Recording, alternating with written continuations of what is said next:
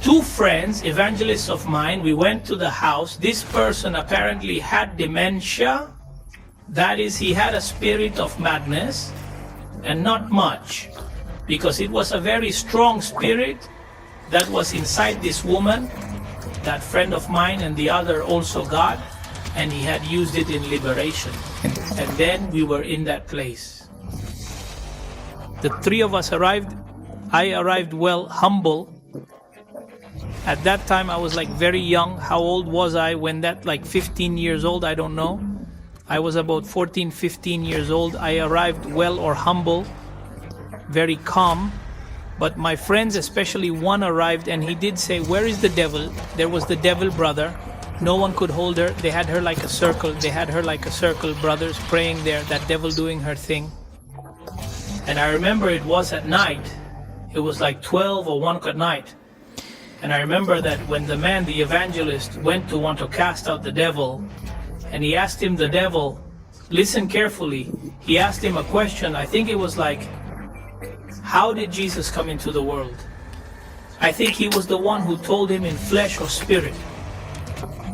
And the possessed woman answered him, I think it was in the flesh. And he said, wow. He told me I didn't kick myself out this time, because if you kick me out, you're gonna pay me. Don't. I was sent to torment her, the demon told me. I told him I didn't come to make faces at you. Look at me speaking like this with a simple voice. There were people who were there. Look in the name of Jesus, I tell you. Brothers, people who were falling apart. I went with a simple voice. This brother, this skinny little boy with a soft voice, I told him, I didn't come to make faces at you. I came to kick you out in the no. That demon began to give voices. I'm going to tell you a testimony that happened a long time ago, and this is the time that a demon embarrassed my preacher friend. Yeah, that was the time. Well, I'm going to explain to you how it happened. We were in church, and I came to look for a person, and he told us that there is a person who is demonized, that we can go. And there it was, wasn't it? Two friends of mine and I, two evangelist friends of mine, went to the house. This person apparently had dementia, that is, he had a spirit of madness, and not much, because it was a very strong spirit that was inside this woman. That friend of mine and the other one too, God had used him in liberation, and then we were in that place. The three of us arrived. I arrived well, humble. At that time I was kind of very young. How old was I when that, like 15 years old? I don't know. I was about 14, 15 years old. I arrived well, humble, very calm, but my two friends arrived, especially one. And it happened that he did say, where is the devil? And there was the devil brother. No one could hold her. They had her like a circle. They had her like a circle. Brothers praying there, that devil doing their thing. And I remember it was at night. It was like 12 or 1 p.m. It was at night. And I remember when the man, the evangelist, went to want to cast out the devil. And he, the devil, I heard him well. He asked him a question. I think it was like, how did Jesus come into the world? I think it was he who told her, in flesh or in spirit. And the demoness replied, I think it was in the flesh. And he said, wow, that woman is really demonized. And he tried to kick him out, and he said, but I came here, I didn't come here to kick you out, brother. And he grabbed the devil, and he said, now. And the demon was mocking him, literally, brother. The demon was mocking him, and she had a voice like that. Eyes wide open, red, and a voice like that. And when the male saw this, the evangelist, my friend, he saw this. He saw the level of what was happening. He decided to take a side. He decided to take a side because he was casting out the devil. I'm not leaving. I'm not leaving. You can't kick me out, the devil told him, and he laughed at him. Ha, ha, ha, ha, he laughed. Then he passed my other friend in the name of Jesus, praying for her. And when he saw my other friend, he saw this. My brother's other friend also stepped aside. There I was, humbly. That's what I was left. But no one had told me now for her. There I was, humbly, kind of belittled. And they kept looking at me like that because you, the one who was there, had already prayed. Brother, nothing had happened. I'm telling her that in that house, there were more than 30 people in that room because it was a show, brother. She saw that. It was what that woman was doing. She didn't need many people, and I was behind so well. They haven't told me that I prayed for her. I'm not going to pray. And she gave me, I felt sorry. I felt how to say this word, why? I felt sorry. When I saw that woman in that state, I saw that spirit that they were doing that to her. And the person who was there was telling her mother about her. The mother, like this brother, crying, you already gave her the pill. Because she is a person who had problems. As I understood it, of dementia, of madness, she had been locked up in a mental asylum. And when I saw that woman like that, my call, I felt what the word compassion was when I saw it. I felt sorry, I felt pity, I felt compassion. And when I got up my call, I said, well, this demon show is over. I got in front. There were people who were even leaving. Am I telling you that everyone who tried to cast out that demon there came out ashamed? That demon who laughed in his face and my friend who came in, that's how you see it? I came in, I said, you know me. The demon looked at me as well as with a face and told me, I know you. I said, remember when I kicked you out? In such a place, he told me I didn't kick myself out this time. Because if you kick me out, you're gonna pay me, don't. I was sent to torment her, the demon told me. I told him, I didn't come to make faces at you. Look at me speaking like this with a simple voice. There were people who were, look what the name of Jesus, I'm telling you, brother, people who were breaking down. I went with a simple voice, brother, this skinny little boy with a soft voice. I told him, I didn't come to make a face at you. I came, throw you out in the no. That demon began to make voices. And I simply told him, in the name of Jesus, let her go, brother. I touched her. She fell to the ground. That woman fell dead, and they had to take her with me. Let her go, the demon shouted. Listen carefully, she lost her spirit. She came out at trace account. She came out with a scream. She fell as if dead. They had to take her to sleep because she didn't wake up. After that woman, that spirit came out. She remained. They had to take her to sleep. And to this day, Jehovah lives, in whose presence I am, that woman who had that.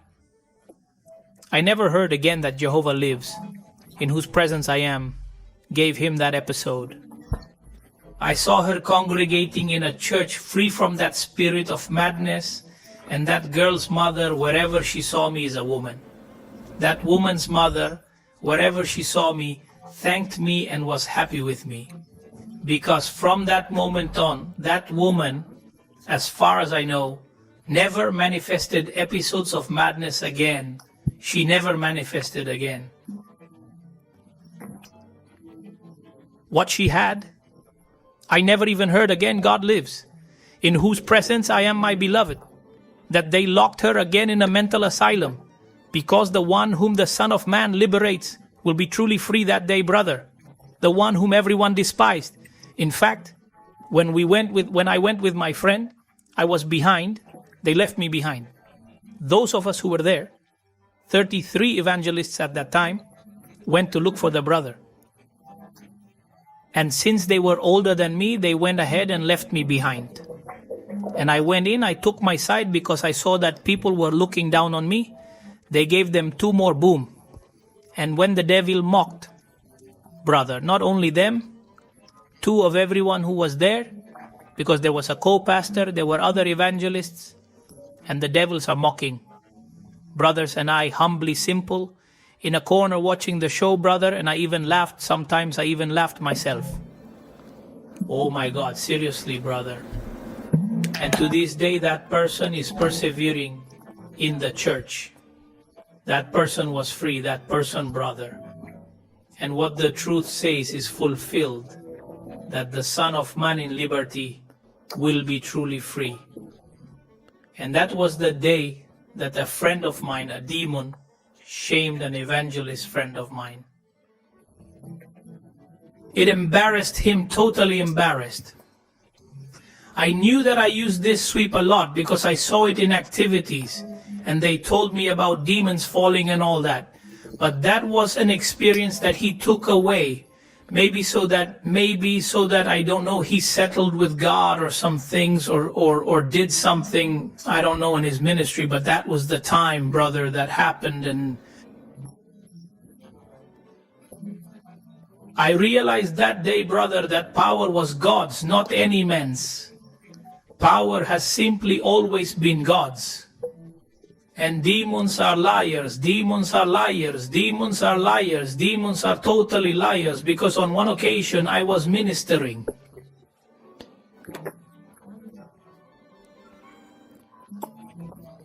And this is also something that you have to know, so that you know what is invaded in the spiritual world, what is spiritual warfare. I am preaching, a woman is demonized, my call.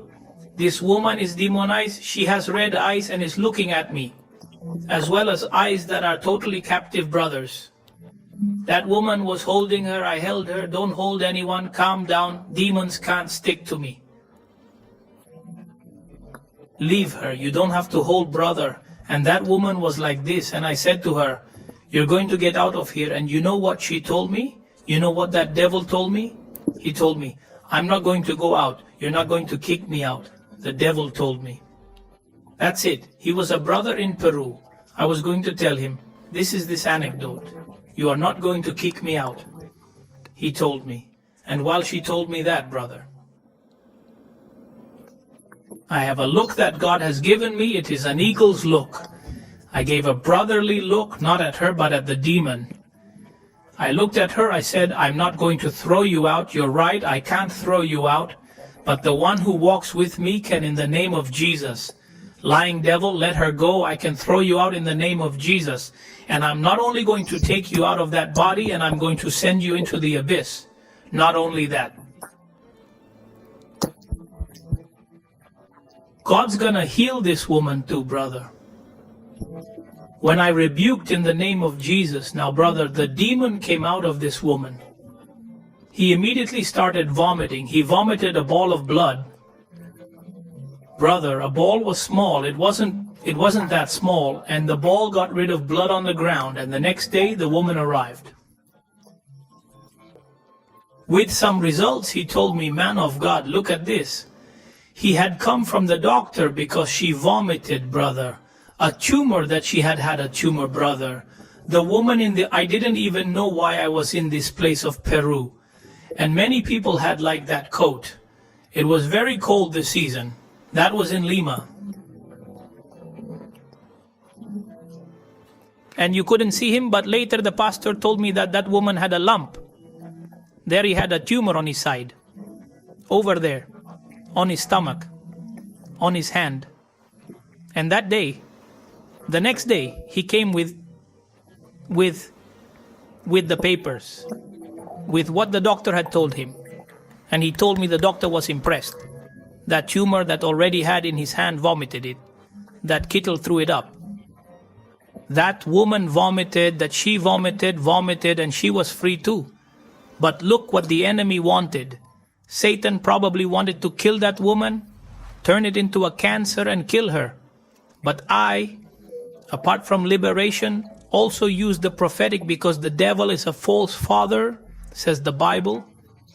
And if you are a person with discernment, the enemy tricks you.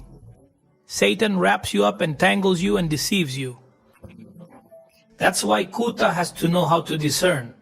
That's why Kuta has to know what's moving and what's happening. Why is it that while I'm preaching, the atmosphere is like this? Why do I see certain people who are like this? Why do I see certain things that happen like this? And tell God to show you, Lord, show me, reveal me. And go creating an atmosphere, implanting the atmosphere with worship, with prayer.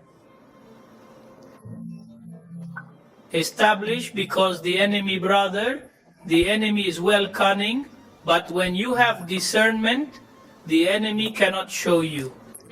Satan can't come up with a Chinese story, because God has already revealed to them that this prophet lives and that Jeroboam's wife comes to want to deceive him because he is blind.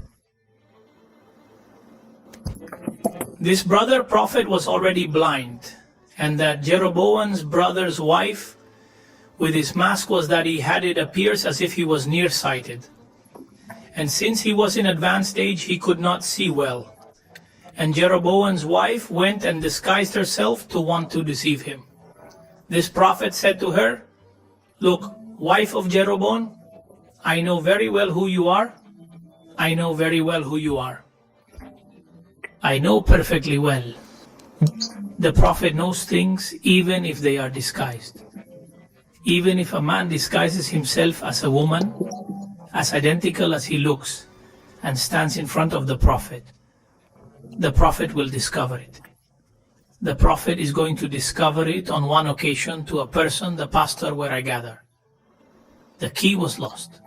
He has a workshop of stoves, refrigerators, remodeling, and all that stuff. And he lost his key in the church.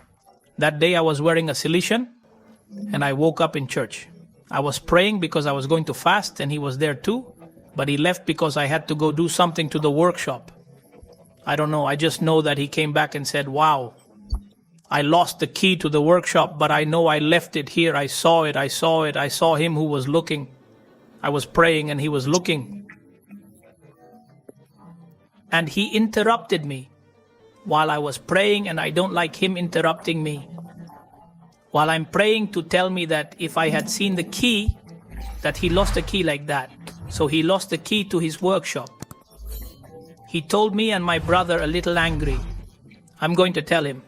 I was angry because I don't like being interrupted.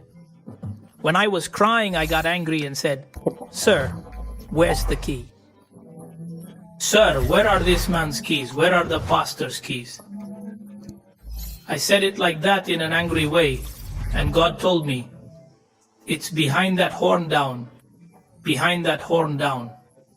And I said to him, God tells me it's his key. I went over there, got off, it's here. And I took it out and I gave it to him. And he said, "Man, how did you know? How did you know that?" He said to me, "Because you just went straight there and looked for her." I told him, because God told me his key was there. He said he stayed like that and left. I don't know if he believed it. He didn't believe it. I don't know. No, I didn't realize it. I just know that he was surprised. I just know that there are people who, yes, there are people who are surprised because they can't believe in the magnitude, not of sometimes in which God can use a person. But I come back and I repeat, things, brother, are of God. God allows them to pass for his glory and for his honor. He never looks at me. I have nothing, brother. I am nobody. I am simply an instrument of God, that I am here to teach you things that I have lived in the ministry, that by grace God has given it to me as an experience, and I teach it to you. Maybe a lot of people would pay to teach these things. I have seen people who give workshops, who give prophet schools, who give health liberation workshops and charge. Not me. I am here. God forbade me to charge myself a penny for anything from him. Everything that God has given me for free and for grace, I also give for grace. Yes, your brother and prophet Dioni de la Rosa greeted you. Like the video, subscribe to this Always Subscribe channel, activate the bell and share this video on your different social networks. Follow me on Facebook for prayer as Dioni de la Rosa, on Instagram as Prophet Dioni de la Rosa. Go follow me there and leave me in your position where we will be praying for you. Shalom. Ubrahaya.